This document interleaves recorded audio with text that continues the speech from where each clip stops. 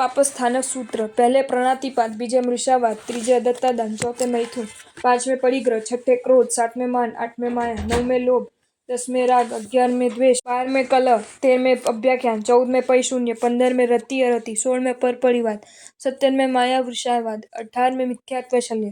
એ 18 પાપસ્થાનકમાં મારે જીવે જે કોઈ પાપ સેવ્યું હોય, સેવરાવ્યું હોય, સેવતા પ્રત્યે અનુમોદ્યું હોય તે સર્વે મન વચન કાયા કરી મિચ્છામિ દુક્કડમ। સામાન્ય અને વિશેષ અર્થ તથા તાત્પર્ય। પ્રાણાતિપાત, હિંસા। પ્રાણનો અતિપાત તે પ્રાણાતિપાત। પ્રાણ શબ્દ 5 ઇન્દ્રિયો, 3 બળ, શ્વાસોશ્વાસ અને આયુષ્યનો અર્થ બતાવે છે, જ્યારે અતિપાત શબ્દ અતિક્રમણ, વ્યાઘાત કે વિનાશનું સૂચક છે। તેથી કોઈ પણ પ્રાણની હાનિ કરવી, નાશ કરવો કે તેને કોઈ પણ પ્રકારે પીડા ઉપજાવી તે પ્રાણાતિપાત કહેવાય છે। તેના માટે શાસ્ત્રોમાં હિંસા, ઘાતના, મારણા, વિરાધના, સંરમ, સમારંભ, આરંભ આદિ જુદા જુદા અનેક નામો વપરાયેલા છે। પ્રશ્ન વ્યાકરણ સૂત્રમાં તેના 30 નામો આપેલા છે। તત્વાર્થ સૂત્રમાં કહ્યું છે કે પ્રમત્યોગાત પ્રાણ વ્યપરોપણમ હિંસા। પ્રમત્ત પ્રવૃત્તિથી થયેલો પ્રાણનો અતિપાત તે હિંસા છે। મૃષાવાદ એટલે જૂઠું બોલવું। મૃષા જે વાદ તે મૃષાવાદ। મૃષા શબ્દ અપ્રિય, અપથ્ય તથા અતથ્યનો સૂચક છે, જ્યારે વાદ શબ્દ વધવાનો કે કહેવાનો ભાવ પ્રદર્શિત કરે છે। તેથી અપ્રિય બોલવું, અપથ્ય બોલવું કે અતથ્ય બોલવું તે મૃષાવાદ કહેવાય છે। વ્યવહારમાં તેને જૂઠ કે જૂઠાણા તરીકે ઓળખવામાં આવે છે। અદત્તાદાન એટલે ચોરી। અદત્તનું આદાન તે અદત્તાદાન। જે વસ્તુ તેના સ્વામી આદિ તરફથી રાજી ખુશીથી ન અપાયેલી હોય તે અદત્ત। તેનું આદાન કરવું એટલે ગ્રહણ કરવું તે અદત્તાદાન। વ્યવહારમાં તેને સ્તેય કે ચોરી કહેવામાં આવે છે। મૈથુન, અબ્રહ્મ। મિથુનનો ભાવ તે મૈથુન। મિથુન એટલે નર માદાનું જોડું। તેમની અરસપરસ જે ભોગ કરવાની વૃત્તિ કે ક્રિયા તે મૈથુન। વ્યવહારમાં તેને અબ્રહ, કામ, ક્રીડા કે વિષય ભોગ કહેવામાં આવે છે। પરિગ્રહ, માલ મિલકત પરની મૂર્છા। પરિ એટલે ઉપસર્ગ, સાથે ગ્રહ એટલે ધાતૃ સ્વીકાર કે અંગીકારનો અર્થ બતાવે છે। તેથી જે વસ્તુનો માલિકી ભાવથી સંગ્રહ કરવામાં આવ્યો છે તે પરિગ્રહ કહેવાય છે। હિંસા, મૃષાવાદ, અદત્તાદાન, મૈથુન અને પરિગ્રહ એ 5 પાપસ્થાનકોનો પ્રતિકાર કરનારા ગુણો અહિંસા, સત્ય, અસ્તેય, બ્રહ્મચર્ય અને અપરિગ્રહ ગણાય છે। આ ગુણો જીવનમાં ઉતારવા માટે 5 મહાવ્રતો તથા 5 અનુવ્રતોનું આયોજન કરવામાં આવ્યું છે। ક્રોધ એટલે ગુસ્સો, કોપ। કશાય મોહનીય કર્મના ઉદયથી જીવનો ગુસ્સો થવાનું પરિણામ તે ક્રોધ, કોપ, રોષ, ભંડન એ તેના પર્યાય શબ્દો છે। માન એટલે ગર્વ, મદ। કશાય મોહનીય કર્મના ઉદયથી જીવનો મદ થવાનું પરિણામ તે માન, સ્તંભ, ગર્વ, ઉત્સેક, અહંકાર, દર્પ, મદ વગેરે તેને અર્થસૂચક શબ્દો છે। માયા એટલે છલ, કપટ। કશાય મોહનીય કર્મના ઉદયથી જીવનો કપટ કરવાનું પરિણામ તે માયા, દગો, પ્રપંચ, વિશ્વાસઘાત, કુટિલતા આદિ તેના અર્થસૂચક શબ્દો છે। લોભ એટલે તૃષ્ણા। કશાય મોહનીય કર્મના ઉદયથી જીવનો તૃષ્ણારૂપ પરિણામ તે લોભ। ધન, વૈભવ, સત્તા, અધિકાર કે રાજ્યાદિ ઐશ્વર્ય વગેરેની સ્પૃહાનો, કામનાનો સમાવેશ આ દોષમાં થાય છે। ક્રોધ, માન, માયા અને લોભ એ 4 માનસિક દોષોને કશાય તરીકે ઓળખવામાં આવે છે। આ કશાયનો ઉદય થવાથી આત્માનું મૂળ સ્વરૂપ મલિન થાય છે, એટલે કે તે વિભાવ દશાને પામે છે। કશાય સંસારની ખરી જડ છે। કશાયના ઉદયથી થતો તીવ્ર આત્મપરિણામ ચારિત્ર મોહનીય કર્મ બંધનો હેતુ છે। કશાય એટલે સંભાવની મર્યાદા તોડવી તે 4 કશાયના 64 પ્રકારો માટે। કશાય સંસારની ખરી જડ છે। કશાયના ઉદયથી થતો તીવ્ર આત્મપરિણામ ચારિત્ર મોહનીય કર્મ બંધનો હેતુ છે। કશાય એટલે સમભાવની મર્યાદા તોડવી તે। ક્રોધથી સમમોહ થાય છે। સમમોહથી મતિ વિભ્રમ પેદા થાય છે, અને મતિ વિભ્રમ પેદા થતાં બુદ્ધિનો નાશ થાય છે, કે જે આધ્યાત્મિક મૃત્યુ ગણાય છે। માનથી વિનયનો નાશ થાય છે। વિનયનો નાશ થતાં શિક્ષા પ્રાપ્ત થતી નથી, અને શિક્ષાના અભાવે જ્ઞાન કે ચારિત્ર્યમાં કોઈ જાતની પ્રગતિ સંભવતી નથી। માયાથી સરળતા ચાલી જાય છે। સરળતા ચાલી જતાં ધર્મ ટકતો નથી, અને ધર્મના અભાવે મનુષ્યનું જીવન પશુ જેવું બની જાય છે। લોભથી તૃષ્ણા વધે છે। તૃષ્ણા વધતાં કાર્ય અકાર્યનું ભાન ભૂલી જવાય છે, અને કાર્ય અકાર્યનું ભાન ભૂલાય કે પાપનો પ્રવાહ જોરથી ધસી આવે છે। એટલે લોભ એ સર્વ સદ્ગુણોનો વિનાશક છે। અન્ય તત્વચિંતકોએ પણ કામ, ક્રોધ, લોભ, મોહ, મદ અને મત્સર એ 6 દોષોને અંતરના શત્રુઓ ગણાવ્યા છે, કે જે મનુષ્યને પાપાચરણ કરવામાં પ્રવૃત્ત કરે છે। એટલે ક્રોધ, માન, માયા અને લોભ એ 4 મનોવૃત્તિઓને આધીન થયેલો આત્મા પાપસ્થાનમાં ઉભેલો છે તેમ સમજવાનું છે। રાગ એટલે પ્રેમ। અયોગ્ય વિષયોને વિશે આસક્તિ કરવી તે રાગ કહેવાય છે। કહ્યું છે કે અવિષય ભિષ્વંગ કરણાદ્રાગ ઇતિ। ધર્મબિંદુ પ્રકરણ। સ્વભાવથી નાશવંતપણાને લઈને બુદ્ધિમાન પુરુષોને આસક્તિ કરવાને યોગ્ય એવા જે સ્ત્રી આદિ પદાર્થો તેમાં મનની જે આસક્તિ કરવી તે રાગરૂપ દોષ કહેવાય છે। રંજનમ રાગ। રંજન રંજિત થવું તે રાગ। અહીં રંજન શબ્દથી વિવિધ ભાવો વડે થતું આત્માનું રંજિતપણું સમજવાનું છે. આ રાગનું સ્વરૂપ મુખ્યત્વે 3 પ્રકારનું માનવામાં આવ્યું છે: દ્રષ્ટિરાગ, કામરાગ, સ્નેહરાગ. તેમાં કૃ પ્રવચનમાં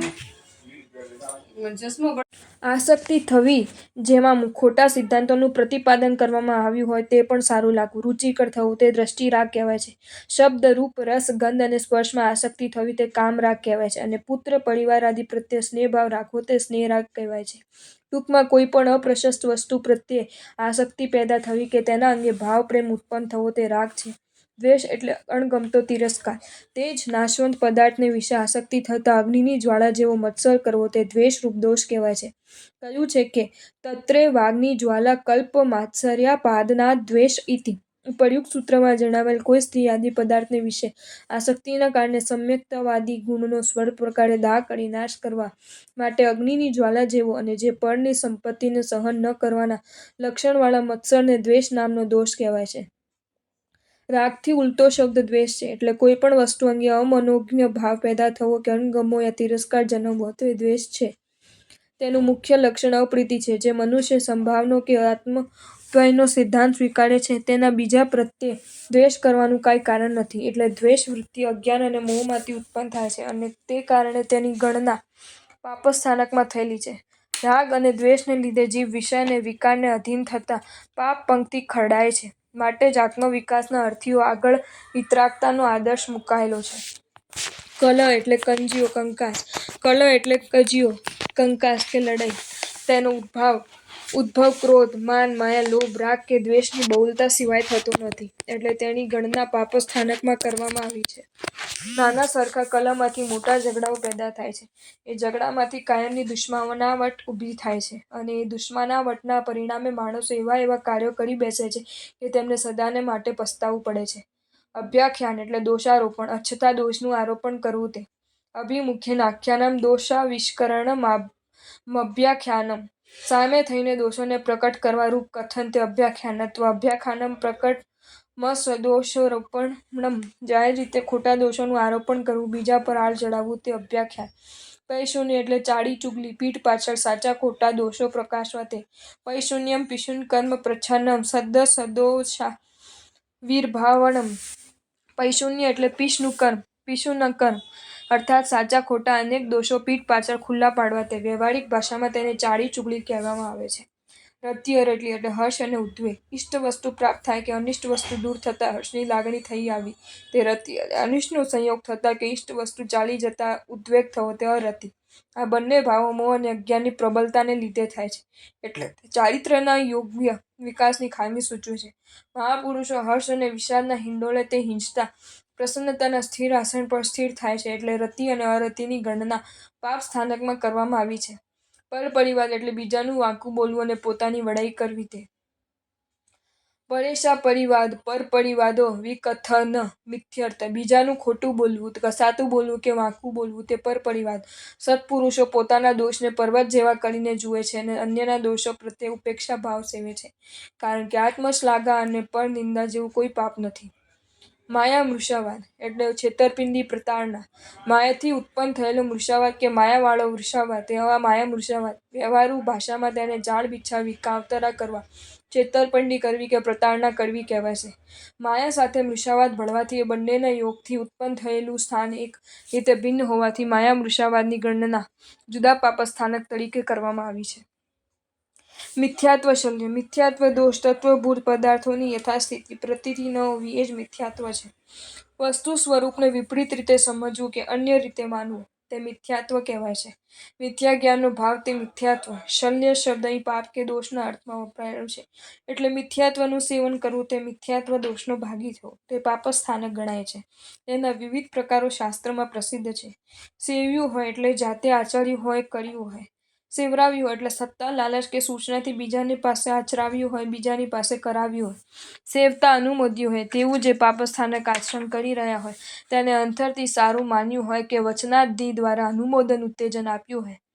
અર્થસંકલનના મૂલપાઠ મુજબ સ્પષ્ટ છે. સૂત્ર પડી છે, જેનું સેવન કરવાથી અથવા કે જે ભાવોમાં રહેવાથી પાપો બંધાય તે પાપસ્થાનક. તેવા 18 પાપસ્થાનકોની સંખ્યા આ સૂત્રમાં બતાવવામાં આવી છે. તેથી પ્રસ્તુત સૂત્રને 18 પાપસ્થાનકના નામથી ઓળખવામાં આવે છે. આ સૂત્રના પાપના જે 18 સ્થાનકો વર્જનીય તરીકે બતાવવામાં આવ્યા છે તે ધર્મ અને નીતિના સાર નિચોડરૂપ છે, અથવા તો જગતના તમામ સંત પુરુષોએ જે શિખામણો આપી છે તેના સારરૂપ છે. જે હિંસાને પાપનું સ્થાન માને છે તે જ તેને છોડીને અહિંસક બની શકે છે. જે જૂઠને પાપનું સ્થાન માને છે તે જ જૂઠને છોડી સત્યવાદી થઈ શકે છે. જે અણદીદી વસ્તુ લેવી તેને પાપ સમજે છે તે જ સર્વ પ્રકારની નાની મોટી ચોરીઓ છોડીને ખરો પ્રમાણિક બની શકે છે. જે મૈથુનને અનુચિત ગણે છે, પાપનું સ્થાન માને છે તે જ બ્રહ્મચારી થઈ શકે છે. એ જ રીતે જે માલ મિલકત પરની મૂર્છાને પાપ ગણે છે તે જ તૃષ્ણાનો દાસ મટી સાચા અર્થમાં નિષ્પરિગ્રહી થઈ શકે છે.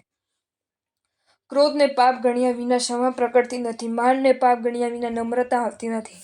માયાને પાપ ગણ્યા વિના સંતોષમાં સ્થિર થવાતું નથી. લોભને પાપ ગણ્યા વિના સંતોષમાં સ્થિર થવાતું નથી. એ જ રીતે રાગ અને દ્વેષના દ્વંદ્વનો પાપ ગણવામાં આવે તો જ તેમાંથી છુટકારો મેળવી સમતાનું સાચું સુખ માણી શકાય છે. કલહ કંકાસ કરવો, બીજા પર આડ ચડાવવું કે જેની જાહેર રીતે ઉતારી પાડવો યા કોઈની ચાડી ખાવી એ પ્રત્યેક પાપ જ છે. એને છોડ્યા સિવાય શિષ્ટાચાર સંભવી શકતો નથી કે સજ્જનતા આવી શકતી નથી. તે જ રીતે હર્ષ કે ઉદ્વેગના પ્રમાણમાં તણાવવું, અન્યની નિંદા કરવી, અન્યને ફસાવવા માટે જાળ બિછાવી એ પણ પાપ જ છે. અને આ બધા પાપો કરતાં મોટું પાપ તે મિથ્યાત્વચર્યા એટલે કે દેવ, ગુરુ, ધર્મ અને મુક્તિમાર્ગ વિશેની ખોટી માન્યતાઓમાં સબડિયા કરવું તે છે. અને છોડ્યા સિવાય ગુણનો સંગ્રહ થતો નથી કે સત્ય માર્ગનું દર્શન થતું નથી. આ રીતે 18 પાપસ્થાનકોને સમજવાથી તે પાપાચરોને ટળી શકાય છે અને છેવટે પૂર્ણ પવિત્ર બની પરમાત્મ દશાને પ્રાપ્ત કરી શકાય છે. પ્રકીર્ણક આ સૂત્રનું આધાર સ્થાન સ્થાનક સૂત્રના પહેલા સ્થાનનું 48મું તથા 39મું સૂત્ર છે.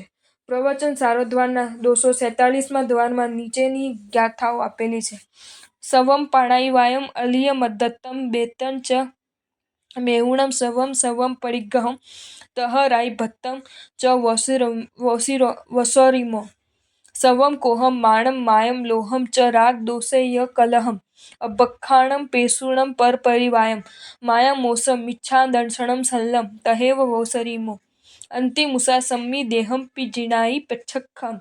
આ યાદીમાં રાત્રિભોજનનું નામ છે અને રતિ અતિથિનું નામ આપેલું નથી.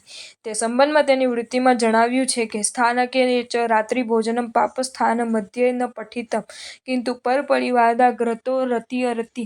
સ્થાનક સૂત્રમાં પાપ સ્થાનમાં રાત્રિભોજનનો પાઠ જોવાતો નથી, પણ પરપરિવાદ પછી અરતિરતિનો પાઠ જોવાય છે.